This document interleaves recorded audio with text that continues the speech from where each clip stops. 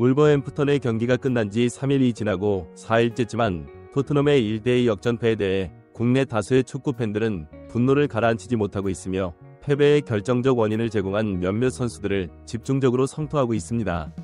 그러나 일각에서는 패배로 인한 자신의 개인적인 분노를 몇몇 특정 선수를 지목해 화풀이하는 전형적인 마녀사냥 범인 찾기라고 규정하면서 토트넘은 원래 못하는 팀인데 울버햄프턴에 진 것은 전혀 새삼스러운 게 아니라고 말하고 있습니다만, 일부 전문가들은 다이어와 일부 선수들이 매우 잘했거나 적어도 평균 타수를 쳤다는 구체적인 근거를 제시해야지, 단지 자신의 주관적인 견해와 생각 또는 의견을 마치 객관적인 데이터를 근거로 한 분석인 것처럼 떠드는 것이야말로 수가들의 전형적인 행태라고 반박하고 있습니다.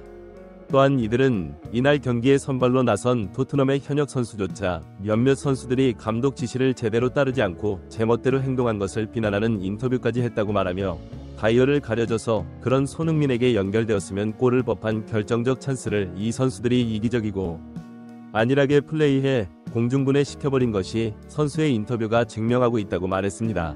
포스테코글루 전술적 지시를 어기고 이기적이고 안일하게 플레이한 선수들을 지적한 토트넘 내부 선수의 인터뷰는 무엇이고, 다이어가 아닌 또 다른 이기적인 선수는 누구인지, 그리고 왜 이런 선수들을 계속해서 선발로 쓰는 포스테코글루 감독의 속내는 무엇인지 풋볼 잡지가 자세히 알아보겠습니다. 울버햄프턴에 2대1로 역전패한 뒤 그 후 폭풍이 영국 현지 축구계에는 가라앉을 기미가 보이지 않습니다. 90분 1대0으로는 게임을 후반 추가 시간에 내리 2골을 허무하게 처먹히며 져서 이길 수 있었던 경기를 놓쳤다는 일부 팬들의 의견과 90분 내내 밀렸는데 무슨 이길만한 경기냐 분통을 터뜨리는 일부 팬들의 의견이 뒤엉켜 국내외 대형 축구 커뮤니티 및 SNS 그야말로 감로 늘 박으로 아수라장인 상황입니다. 그러나 이날의 마침표를 한 토트넘역 선수의 인터뷰가 공개되면서 영국 현지 팬들의 관심이 집중되고 있는데요. 영국 매체 풋볼 런던은 14일 토트넘의 한 선수는 명확한 포스테코글루 감독의 지시를 무시한 토트넘 호스 동료들을 비난했다. 그는 안전 최우선 전략을 채택한 선수들의 결정에 분노했다. 그의 인터뷰 내용을 전했습니다. 명백하게도 경기를 완벽하게 지배하지 못한 하루였습니다. 상대가 정말 좋은 골 장면들을 만들어냈고요. 특히 경기 막판에 말입니다. 말씀하셨듯이 결과만큼 경기력도 중요한 요소이고 우리는 나아가는 과정에 있습니다. 선수들이 특히 어느 부분에서 실망을 많이 했나요? 우리가 시작을 정말 잘했습니다. 공을 빠르게 잘 운반했습니다. 그리고 득점도 빠르게 나왔죠. 그러다 보니 우리가 무언가 아니란 마음이 들어 당연히 승점 3점을 딸 것으로 생각한 것 같습니다. 우리가 가져야 할 올바른 마음가짐이 아니죠. 우리가 추구하는 방식으로 계속 경기를 해야 했습니다.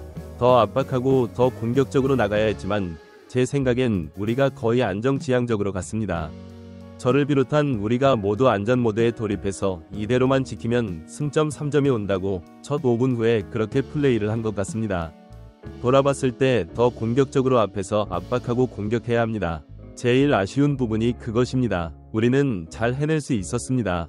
인터뷰를 접한 일부 전문가들은 경기 후 포스터 그루의 인터뷰와 브레넌 존슨의 인터뷰 내용이 일치하는 부분이 있는데, 그것은 더 공격적으로 올라가 압박하고 볼을 탈취하고 싸워야 했음에도 불구하고 그것을 하지 못했다고 말하는 부분이라고 말했습니다. 수비는 다이아몬드를 중심으로 상대가 공격만 하면 겁을 먹고 내려앉았는데 공격진 역시 손흥민에게 패스하지 않고 중요한 찬스를 날려 먹어 이것을 지켜본 팬들을 답답하게 했다고 일부 전문가들은 지적했습니다. 이것은 이 경기에서 쿨루셉스키 공격 지표이다.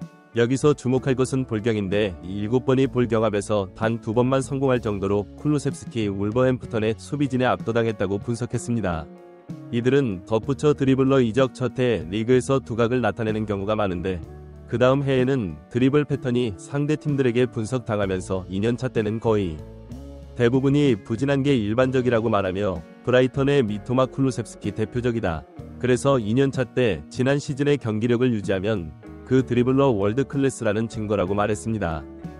이어 일부 팬들은 쿨루셉스키 패스 타이밍이 한 박자 늦다고 하는데, 그 이유는 아주 심한 왼발 편향을 가진 여러 자신의 좌측에서 도하는 손흥민에게 오른발 백이 안되다 보니 왼발로 접어서 주려고 하다가 공격 템포를 다 잡아먹는 경기 형태의 한계라고 분석하면서, 이 상황을 상대도 다 알기 때문에 쿨루셉스키 드리블 패턴이 다 혀공격 자체가 안되는 것이라고 분석했습니다.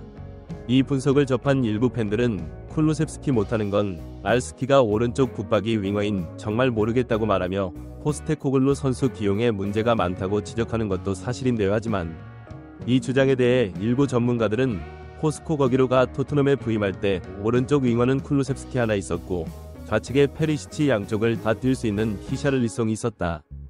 포스테코글루의 윙어들이 공격력이 형편없다는 것을 간파하고 오른쪽에서 윙어 경쟁을 할 수 있는 브레넌 존슨을 750억 비싼 돈을 주고 영입하고 솔로몬 역시 영입했는데 솔로몬은 몇 경기 뛰지도 못하고 부상으로 전열에서 이탈했고 브레넌 역시 영입하자마자 허벅지 근육 몇 경기 못 나오고 페리시치 히샤를리송 그지 부상이라 출전할 수 있는 오른쪽 윙어는 쿨루셉스키 유일하다고 말했습니다. 일부 팬들은 상황은 이해되는데 쿨루셉스키 진짜 문제가 심각하다고 말하며 후반 막판 손흥민이 완벽한 노마크 찬스인데 패스 타이밍을 놓치고 엉뚱한데 패스하는 쿨루셉스키 때문에 혈압이 오른다고 분통을 터뜨리고 있습니다. 후반 88분경 로셀소가 공을 잡아 공간으로 뛰는 손흥민에게 패스를 연결합니다. 손흥민은 이 공을 받고 전진하는데 상대 울버햄프턴 수비수 3명에게 에워싸인 상태이고 주변에 동료가 없습니다. 손흥민이 슈팅한 것이 상대 블록을 맞고 튀어나오는데 이 공을 잡은 쿨루셉스키 오른쪽으로 공을 몰고 들어가며 침투하고 반대쪽에 있는 손흥민이 손을 들어 패스를 달라고 신호를 합니다. 쿨루셉스키 손흥민에게 패스하지 않고 이 공을 도하는 로셀소께 주는데요. 로셀소는 완전히 노마크 있는 손흥민에게 원터치로 내주면 완벽한 골 찬스 이에도 여기서 그대로 슛에서 기회를 날립니다. 장면을 본 몇몇 전문가들은 브레넌 존슨이 말한 게 바로 저것이다. 울버햄프턴의 상대로 88분 1대0으로는 약체 울버햄프턴의 상대로 골을 넣어 자신도 스탯을 쌓으려는 로셀소의 이기적이고 안일한 플레이라고 지적하면서 쿨루셉스키 지독한 왼발 편향이 바로 손흥민에게 패스가 가지 않는 원인이 이지만 포스테코글루 너무 안전하게만 플레이하려고 하며 위험을 감수하지 않는다고 말하는데 저 장면이 바로 그런 장면이라고 지적해 많은 팬의 큰 공감을 얻었습니다. 많은 축구팬들은 울버햄프턴에 졌을 때는 정말 화가 나서 포스테코글루 맹비난했지만 그 뒤에 경기 분석 기사들과 장면을 다시 보니 문제의 선수들이 감독의 지시를 어기고 손흥민에게 패스 연결을 하지 않는다는 사실을 알았다고 말했습니다. 팬들은 이어서 이 사실을 이제 갓 들어온 존슨이 알고서 지적할 정도이니 감독과 토트넘 선수들도 다 알지만 저 선수들 말고 다른 대안이 없어서 고쳐 쓰려고 발버둥을 치는 중이라고 언급하면서 부상 선수들이 돌아오거나 겨울 이적 시장에서 윙어들이 보강되면 문제의 선수들은 팬들 앞에서 사라져야 할 것이라고 말해 또 다른 많은 팬의 큰 공감을 얻었습니다. 구독, 좋아요, 알림 설정은 매일 더 나은 영상 제작 열정을 타오르게 합니다. 이상 풋볼 잡지가 L